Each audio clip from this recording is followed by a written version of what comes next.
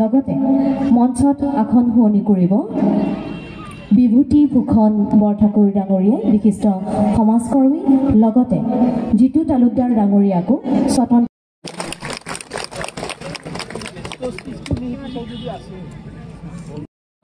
বিশাখৰ 12 দিন অনুষ্ঠানৰ এই কাৰ্যসূচীৰ জৰিয়তে বৰপেটাক ধৰি অসমৰ প্ৰতিখন জিলাক উন্নতি আৰু প্ৰগতিৰ দিশত আগুৱাই নিব বিচৰা হৈছে। আজি মাননীয় মন্ত্ৰী মহোদয়ৰ উপস্থিতিত Assam micro finance incentive and relief scheme 2021 অধীনত তৃতীয় শ্ৰেণীৰ দ্বিতীয় পৰ্যায়ত সমগ্ৰ বৰপেটা জিলাত 2048খন নো ডিউজ চাৰ্টিফিকেট বিতৰণ কৰিব লোৱা হৈছে। ইয়াৰ উপৰিও বৰপেটা জিলাৰ পৰা 180 গৰাকী হিতাধিকাৰীয়ে প্ৰধানমন্ত্ৰী মাইক্ৰ ফুড প্ৰচেছিং এণ্টাৰপ্ৰাইজ আঁচনিৰ অধীনত আৰ্থিক সাহায্য লাভ কৰিছে। বৰপেটা জিলাত 2024ৰ বানপানীত এটা ঘৰ সম্পূৰ্ণৰূপে ক্ষতিগ্ৰস্ত হৈছিল আৰু তাৰ মুৰব্বীজনক আজি ডিবিটিৰ যোগে ঘৰ ভংগাৰ ক্ষতিপূৰণ হিচাপে 1,20,000 আৰ্থিক সাহায্য আগবঢ়োৱা হ'ব। অসম চৰকাৰৰ এই কাৰ্যসূচীৰ জৰিয়তে হিতাধিকাৰীসকলে প্ৰগতিৰ পাঠত আগুৱাই নিব। পুনৰবাৰ সকলোকে এই সভালৈ আদৰণি জনাই মোৰ ভাষণ সামৰিলোঁ। Thank U.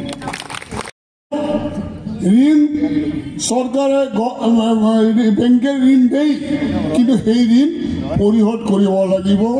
আমি জানো বা আমাৰ অসম চৰকাৰে ভালকৈ জানে যে এই ঋণখিনিৰ বৰ সদব্যৱহাৰ হোৱা নাছিল, যাৰ কাৰণে আজি আপোনালোকৰ নিচিনা আই মাতৃসকলে আমাৰ আই মাতৃসকলক যথেষ্ট অসুবিধাত পেলাইছে।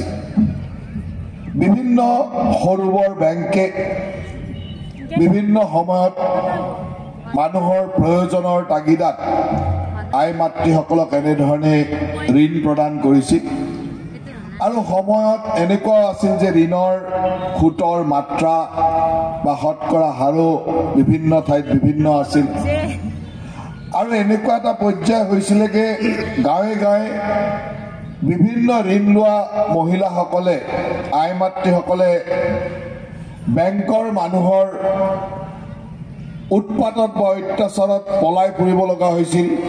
মানুহক গৈ দাবী ধমকি দিয়া বিভিন্নজনে কৈছিল যে ইলেকশ্যনৰ সময়ত কৈছে ক'ত দিব পাৰিব, বিভিন্ন সমালোচনা হৈছিল। কিন্তু আপোনালোকে দেখিলে যে মুখ্যমন্ত্ৰী ডাঙৰীয়াই দায়িত্ব লোৱাৰ পিছতে পৰ্যায়ক্ৰমে এটা এটাকৈ আমি এই ঋণ মুক্ত কৰি গৈ থাকিলোঁ। প্ৰথম আমি যিসকলে ঋণ লৈ সুন্দৰভাৱে ঋণ ঘূৰাই দিছিল তেওঁলোকক আমি উদগনি দিবৰ কাৰণে 25,000 টকাকৈ সেই মহিলাসকলক আমি উদগনিমূলক পুৰস্কাৰ দিছিল। ধৰণৰ উদগনি বা ব্যৱসায় কৰাৰ সকাহ দিয়া হৈছে, খাদ্য প্ৰস্তুতকৰণৰ কাৰণে আগবঢ়াই নিয়াৰ চেষ্টা কৰা হৈছে।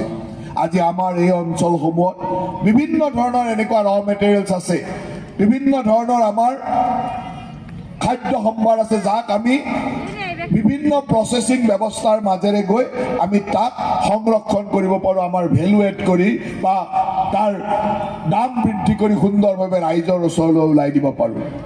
আচাৰ, জেলি, জাম, জেলি, ৰস, এই ধৰণৰ বিভিন্ন ধৰণৰ খাদ্য প্ৰস্তুতকৰণত বহুত সময়ত যোৱা বছৰ অৱশ্যে বৰপেটাত বানপানী কম, তাৰ আগৰ বছৰ যথেষ্ট বানপানী হৈছিলে। সেই সময়ত আমাৰ বিষয়াসকল, আমাৰ দলৰ কৰ্মীসকল, আমাৰ শুভাকাংক্ষীসকল, বিভিন্ন ধৰণৰ স্বেচ্ছাসেৱী সংগঠন সকলোৱে ৰাইজৰ বানাক্ৰান্ত ৰাইজৰ কাষত থিয় হয়, আমি সহায় কৰোঁ। আৰু সেইকাৰণে আজি ইমান বানপানীৰ পিছতো আমাৰ ৰাইজক কোনোবাই নহয় কোনোবাই সহায় কৰি আমি চলাই নিয়াৰ এটা ব্যৱস্থা কৰোঁ। আৰু পৰিয়ালৰ সংখ্যাও চাগে 351 কোটি টকা, 6,86,000 পৰিয়াল, 6,86,000 পৰিয়ালে এই ক্ষতিপূৰণ পাব। তাৰমানে প্ৰায় 7 লাখ পৰিয়ালক আমি একেলগে এই 12টা দিনৰ ভিতৰত 351 প্ৰায় 52 কোটি টকা আমি 353 কোটি টকা আজি আমি বিতৰণ কৰিছোঁ। তেখেতে প্ৰতীকী চেক গ্ৰহণ কৰিব। সংগীতা দাস MFIৰ এগৰাকী হিতাধিকাৰী, সকলোকে হাত চাপৰিৰে সহযোগ কৰিবলৈ এয়া মন্ত্ৰী মহোদয়ে MFIৰ হিতাধিকাৰী সংগীতা দাসলৈ প্ৰতীকী চেক আগবঢ়াইছে।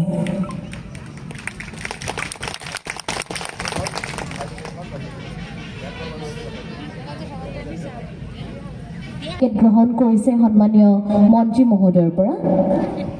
আপোনালোকে হাত চাপৰিৰে সহযোগ আগবঢ়াওক, ইমান ভাল এটা কাম হৈ আছে, গতিকে আপোনালোকে সহযোগিতা আগবঢ়াওক। মন্ত্ৰী মহোদয়ে এয়া নো ডিউজ চাৰ্টিফিকেট আগবঢ়াইছে, ঋণমুক্তৰ প্ৰমাণপত্ৰ।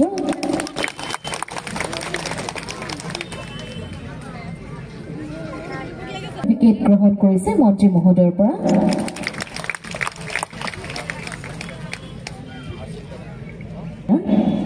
সন্মানীয় মন্ত্ৰী মহোদয়ে পম্পী দাসলৈ চাৰ্টিফিকেটখন আগবঢ়াইছে।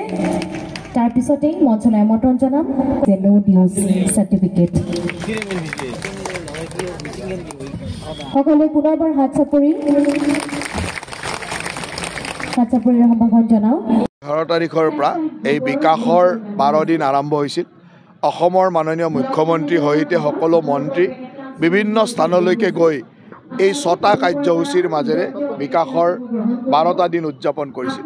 মুখ্যতঃ ছাত্ৰ ছাত্ৰীসকলৰ স্কুটি বিতৰণ, চাইকেল বিতৰণ, লেপটপ বা নগদ ধন বিতৰণ, তাৰ লগে লগে মাইক্ৰ' ফাইনেন্সৰ সকাহ আৰু চিড কেপিটেল আৰু দুৰ্যোগৰ বা প্ৰাকৃতিক দুৰ্যোগৰ ক্ষতিপূৰণ, এই ধৰণৰ এই 6টা কাৰ্যসূচীৰ মাজেৰে আমি গোটেই অসমতে লক্ষ্যলৈ প্ৰায় 25 লাখ মানুহক আমি এই ধৰণৰ সুবিধা দিবলৈ সক্ষম হৈছিলোঁ। বিভিন্ন ছাত্ৰ ছাত্ৰী 12 লাখ ওচৰা-ওচৰি ছাত্ৰ ছাত্ৰীসকলক আমি বিভিন্ন ধৰণৰ সহায় দিছিলোঁ, কাৰোবাক স্কুটি, কাৰোবাক চাইকেল, কাৰোবাক লেপটপ বা টকা। আৰু ঠিক তেনেদৰে প্ৰায় 7 লাখ হিতাধিকাৰীক আমি ৰাজহ ব্যৱস্থাপনা বিভাগৰ পৰা এই ধৰণৰ দুৰ্যোগৰ কাৰণে বিনিময়ত টকা পইচা দিছিলোঁ। প্ৰায় 25 লাখ হিতাধিকাৰীক এই ধৰণৰ সহায় কৰিবৰ কাৰণে অসম চৰকাৰে এই 12টা দিন বিকাশৰ 12 দিন হিচাপে পালন কৰিছিল। আজিও ইয়ালৈ আহি মাইক্ৰ' ফাইনেন্সৰ 2000তকৈ অধিক মহিলাক ঋণমুক্তিৰ চাৰ্টিফিকেট, 180 গৰাকী মহিলাক চিড কেপিটেলৰ সহায় আৰু এগৰাকী ব্যক্তিক ঘৰ ভাঙি যোৱাৰ কাৰণে 1,20,000 টকা বানপানীত ঘৰ ভঙাৰ কাৰণে দিবলৈ সক্ষম হৈছোঁ। আৰু মই ভাবোঁ যে এই ধৰণৰ সহায়ে আগতে বছৰ বছৰ ধৰি মানুহে নাপাইছিল, কিছুমান বস্তু পিছ পৰি আছিল, এইবিলাক ক্ষিপ্ৰতৰ কৰি আমাৰ চৰকাৰখনে দিয়াৰ চেষ্টা কৰিছে। আৰু এই কথাবিলাকে আমাৰ ৰাইজৰ প্ৰতি দায়বদ্ধতাও সূচাইছে আৰু ৰাইজেও সেই ধৰণৰ আমাক আস্থা বা মৰম দিছে। মহানগৰীত উৎকৃষ্ট হোটেল দ্য ভিলা, আদৰ্শপুৰ, বাৰ্লিন নম্বৰ 1। কাহিলীপাৰা সৰ্বশিক্ষা অভিযানৰ কাৰ্যালয়ৰ কাষতে হোটেল দ্য ভিলাত আছে উৎকৃষ্ট মানৰ সা সুবিধা,